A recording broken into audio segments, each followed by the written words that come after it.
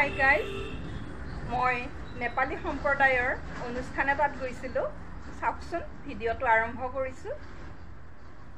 খলি হৈ কিৰিংগুৰিত আহিছোঁ। এওঁলোকৰ ভাইটি সুমনে মোক নিমন্ত্ৰণ কৰিছিল, গতিকে এওঁলোকক মানে কৰ্মকৰ্তাসকল গোটেইখিনি ইয়াতে মই লগ পালোঁ দুৱাৰমুখতে। এতিয়া ভিতৰলৈকে যাম। এওঁ সম্পাদক ন? এওঁৱে মোক মাতিছিল, এখেত উপদেষ্টা। এয়া মানে আপোনালোকক দেখাম মই চোৱাৰ লগতে। এয়া ২২তম তিহাৰ সন্মিলন কিৰিংগিৰি শিৱ মন্দিৰ প্ৰাংগণ বুলি ওপৰত লিখা আছে, আৰু ইয়াতে হিন্দীতে স্বাগতম বুলি শৰাই গামোচাৰে সুন্দৰকৈ এওঁলোকে অসমীয়াটো লিখিছে। ইফালে আদৰিছোঁ বুলি লিখা আছে। ভিতৰত সোমাই যাওঁ। স্মৃতি তৰ্পণেৰে এনেকৈ এওঁলোকে পতাকা উত্তোলন কৰিছে, আৰু সেইফালে খেলা চলি আছে তেওঁলোকৰ বাৰ্ষিক।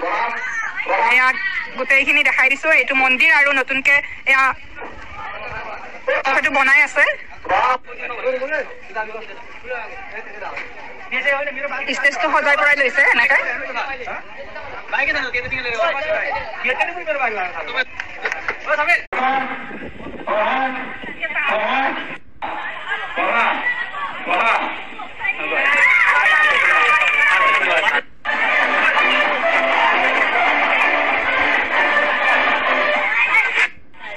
এওঁলোকৰ কুইজ প্ৰতিযোগিতা হৈ আছে এইবিলাক।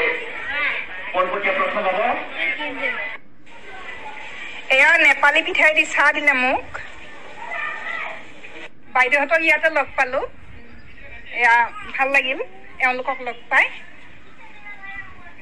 এয়া মানে হেৰি আৰু এই তেওঁলোকৰ ঘৰতে আহিছোঁ মই চাফ চিকুণ হ'বলৈ। এইবাৰ মানে মই চেঞ্জ কৰি ল'ম বেলেগ এটা গেটআপত। মোক লাগিছেনে নেপালী নেপালী লাগিছে?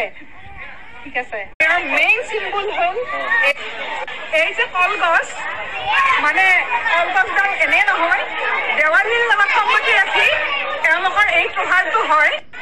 এয়া তিহাৰ উৎসৱলৈ আহিছোঁ যে এওঁলোকক কৰ্মকৰ্তা, গতিকে এওঁলোকে ক'ব ভালকৈ পাঁচদিনীয়া কি উৎসৱ। আৰু মেইন হ'ল এওঁলোকৰ চিম্বল পুখুৰী আমাৰ গোৰ্খাসকলৰ আমাৰ গোৰ্খা ৰেজিমেণ্টৰ যিটো অস্ত্ৰ হিচাপে পুখুৰী লোৱা হয়। গতিকে সেই পুখুৰীও আমাৰ বীৰত্বৰ প্ৰতীক। আৰু আমাৰ তিহাৰ উৎসৱটো হৈছে আচলতে আমাৰ তিহাৰ মানে তিওহাৰ শব্দটোৰ পৰা আহিছে। তিওহাৰ মানে হ'ল এটা উৎসৱ। গতিকে এই তিহাৰ উৎসৱটো আচলতে পাঁচদিনীয়া এটা কাৰ্যক্ৰম। ইয়াত যম পঞ্চক বুলিও কোৱা হয়। আমাৰ প্ৰাচীন ইতিহাসত ইয়াৰ বহুতখিনি তত্ত্বমূলক কথা আছে। আমি বিশেষ দীঘলীয়াকৈ তত্ত্বমূলক কথা নকওঁ, কিন্তু যি পাঁচদিনীয়া কাৰ্যসূচী, ইয়াৰে প্ৰথম দিনত আমাৰ কাউৰী পূজা কৰা হয়। কাক তিহাৰ বুলি কোৱা হয়, কাক মানে কাউৰী। গতিকে এই কাউৰীৰ তিহাৰৰ দিনা বা কাউৰীৰ পূজাৰ দিনা আমাৰ কাউৰীক প্ৰথমতে বিভিন্ন খাদ্য বস্তু উপহাৰ হিচাপে উৎসৰ্গা কৰা হয়। দ্বিতীয় দিনা কুকুৰ তিহাৰ, কুকুৰ পূজা কৰা হয়, মালা দিয়া হয়, পট দিয়া হয়, আৰু বিভিন্ন ধৰণৰ খাদ্য বস্তু সেই কুকুৰক খাবলৈ দিয়া হয়। তৃতীয় দিনা আমাৰ গাই পূজা, বা এই গাই পূজাক লক্ষ্মী পূজা বুলিও কোৱা হয় গোৰ্খাসকলে। আৰু সেইদিনা যেনেকৈ আমাৰ গৰু বিহুৰ দিনা যেনেধৰণে কিছু নীতি নিয়ম কৰা হয়, আমাৰ এই গাই পূজাৰ দিনা অৰ্থাৎ লক্ষ্মী পূজা বা অমাৱস্যা, এই দেৱালীৰ দিনা আমি গৰুক পূজা কৰোঁ, পট দিওঁ, মালা দিওঁ, খাদ্য বস্তু দিওঁ, নতুন পঘাৰে সেইদিনা বান্ধো। ঠিক তেনেকৈ তাৰ পিছদিনা চতুৰ্থ দিনা গৰু তিহাৰ, আমাৰ যি বলদ গৰুক পূজা কৰা হয়। আৰু পঞ্চম দিনা ভাতৃ দ্বিতীয়া অৰ্থাৎ ভাই পূজা আৰু ভাই টিকা বুলিও কোৱা হয়। গতিকে সেইদিনা আমাৰ ভগ্নী বা ভণ্টি বাইদেউহঁতে নিজৰ ভাইটি বা ককাইদেউক পূজা কৰে, ভোট দিয়ে, মালা পিন্ধায়, বিভিন্ন ধৰণৰ খাদ্য বস্তু প্ৰদান কৰে। আৰু তাৰে বিনিময়ত ভাইটি বা ককাইদেৱে নিজৰ ভণ্টি বা বাইদেউক বিভিন্ন ধৰণৰ কাপোৰ কানি, টকা পইচা বা অলংকাৰ আদি প্ৰদান কৰে। আৰু এক ভাতৃ ভগ্নীৰ এক অপূৰ্ব সমন্বয় গঢ়ি উঠে। আৰু এনেধৰণে এই পাঁচদিনীয়া কাৰ্যসূচীৰে যি তিহাৰ উৎসৱ হয়, এই তিহাৰ উৎসৱৰ লগত সংগতি ৰাখি অসমৰ ৰঙালী বিহু সন্মিলন কৰাৰ দৰে আমাৰ গোৰ্খাসকলেও তিহাৰ সন্মিলন সুন্দৰ ৰূপত উদযাপন কৰি আহিছে। আৰু এই বিষয়ে কওকচোন। নমস্কাৰ। নিশ্চয় আপোনালোকৰ জ্ঞাত আমাৰ নেপালী ভাষী গোৰ্খা জনগোষ্ঠীৰ এক অন্যতম উৎসৱ হৈছে তিহাৰ। বৰা দশেৰ পিছতে আমাৰ এই তিহাৰ উৎসৱটো আৰম্ভ হয়। আৰু এই বিষয়ে কওকচোন। নমস্কাৰ। নিশ্চয় আপোনালোকৰ জ্ঞাত আমাৰ নেপালী ভাষী গোৰ্খা জনগোষ্ঠীৰ এক অন্যতম উৎসৱ হৈছে তিহাৰ। বৰা দশেৰ পিছতে আমাৰ এই তিহাৰ উৎসৱটো আৰম্ভ হয়। গাঁৱত 1991 চনৰ পৰাই আমাৰ অগ্ৰজসকলে প্ৰথমবাৰৰ কাৰণে 1991 চনত আৰম্ভ কৰিছিল। তাৰপিছত 1997 চনত দ্বিতীয়বাৰৰ কাৰণে কৰিছিল কিৰিংগুৰি উন্নয়ন সমিতিৰ সৌজন্যত আৰু সাৰদা ভাই ভাইজ্যোতি সংঘৰ উদ্যোগত।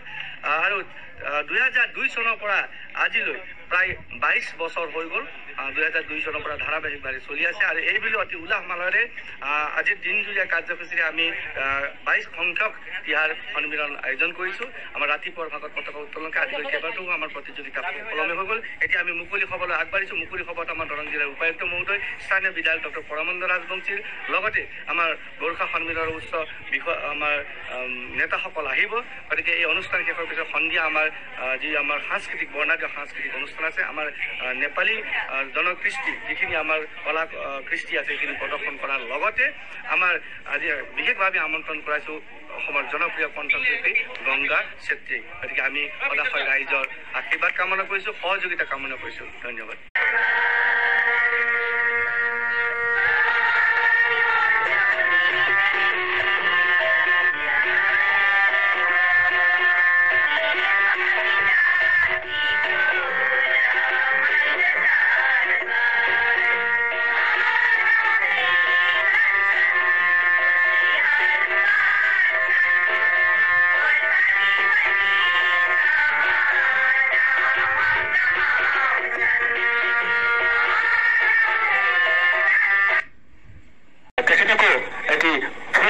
আমি আদৰণি জনাব বিচাৰিছোঁ উদযাপন সমিতিৰ তৰফৰ পৰা মাননীয় শ্ৰীযুত কমলজিৎ শৰ্মা।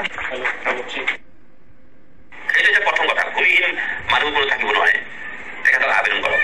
2 নম্বৰ কথা হৈছে কি যে ইয়াতে আপোনালোকৰ নিজস্ব কি কি মাটি আছে ম্যাদী, সেই কথাটো আমি জানিব লাগে। কিয় জানিব লাগে? মই আমাৰ অন্যান্য জনগোষ্ঠীৰ মানুহকো কৈছোঁ যে আপোনালোকৰ সমস্যাটো হৈছে কি যে মাটি আপোনালোকৰ ঘৰখনৰ কাৰণে মাটি অলপ আছে, কৃষি মাটি অকণমানে আছে। আপোনালোকে ইয়াৰ চৰঞ্চলৰ মাটিও আপোনালোকে কিছু কিছু খেতি কৰিবৰ কাৰণে আপোনালোকে ব্যৱহাৰ কৰিছে। আমাৰ চৰকাৰখনে এনেকুৱা চিন্তাও কৰিছে যে আপোনালোকক হয়তো খেতি কৰিবৰ কাৰণে আপোনালোকৰ প্ৰয়োজন 10 বিঘা মাটি, আপোনালোকৰ প্ৰয়োজন হয়তো আৰু অলপ বেছি মানে পৰিয়াল সংখ্যক, সেইখিনি মাটি যাতে চৰকাৰীভাৱে আমি আপোনালোকক কৰি দিব পাৰোঁ, তাৰ কাৰণে আমাৰ কি আছে পৰিকল্পনা আছে। কি ধৰণে ভালদৰে পঢ়িব লাগিব, কি চাবজেক্ট পঢ়িব লাগিব, কি কি পঢ়িলে আপুনি কি হ'ব পাৰে সেই বস্তু সাধাৰণতে ক'ব পাৰোঁ। কাৰণ এখন চিভিল ইঞ্জিনিয়াৰ এমটেক কৰিছোঁ জিঅ' টেকনিকেল ইঞ্জিনিয়াৰত চিভিল ইঞ্জিনিয়াৰিঙত, কিন্তু মই এছিয়াছ পৰীক্ষা উত্তীৰ্ণ হৈছে আকৌ ভূগোলৰ বুৰঞ্জী বিষয় লৈ। মই যে এজন এছিয়াছ অফিচাৰ চুজ হ'ব নাছিলোঁ, প্ৰথম বছৰটো চকীদাৰ হোৱা, শেষত হ'লো এজন এছিয়াছ অফিচাৰ। সেইকাৰণে কিন্তু মনৰ ভিতৰত আকৌ পুলিচ গিৰিটো থাকিব। ল এণ্ড অৰ্ডাৰ যদি চিটুৱেশ্যন চম্ভালিব যায় তেতিয়া আগবাঢ়ি যাওঁ কিন্তু একেলগে পুলিচৰ লগত যে নাই কৰিব লাগিব কিন্তু তোমাক চিকিউৰিটি প্ৰদানৰ ক্ষেত্ৰত মই আপোনালোকক এটা কৰি দিলোঁ। দ্বিতীয়তে ৰাজহ চক্ৰৰ ভিতৰত মাটি মালিক মই বনাই চাওঁ, চাই ক'লে মাটি মালিক আচলতে মাটি মালিক নহয়, মোৰ চকীখনে মাটি মালিক। মোৰ যিখন চকী সেই চকীখনে মাটি মালিক, কমলজিখনে মাটি মালিক নহয়, চক্ৰৰ বিচাৰ আচলতে মাটি মালিক।